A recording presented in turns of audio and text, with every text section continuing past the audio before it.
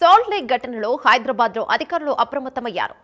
Uppal stadium దగ్గర భద్రతను మరింత పెంచారు. స్టేడియం చుట్టుపక్కల ప్రాంతాలు ట్రాఫిక్ ఆంక్షలను విధించారు. కోల్కతా లాంటి ఘటనలు జరగకుండా అధికారులు ఏర్పాట్లను చేస్తున్నారు.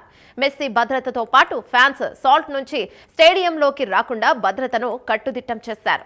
సీఎం రేవంత్ రెడ్డి, లోక్సభ ప్రతిపక్ష నేత రాహుల్ గాంధీ సహా ముఖ్య నేతలు స్టేడియంకు రానున్నారు. దాంతోపాటు దాదాపు 27,000 మందిని అనుమతించారు.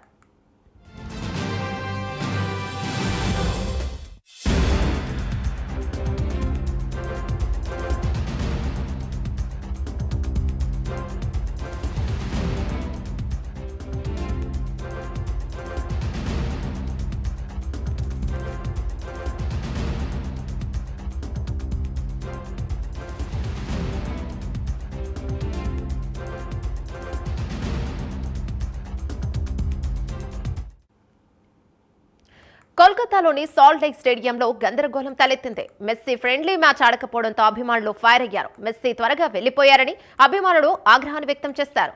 స్టేడియంలో ఫ్లెక్సీలు, సీట్లను చించేసిన అభిమానులు స్టేడియంలోకి కుర్చీలు, వాటర్ బాటిల్స్ విసిరేశారు. బారికేడ్లు తొలగించి గ్రౌండ్లోకి వెళ్లేందుకు ప్రయత్నం చేశారు. ఫ్యాన్స్ గొడవ చేయడంతో మెస్సీ సొరంగం ద్వారా వెళ్లిపోయినట్లు తెలుస్తోంది.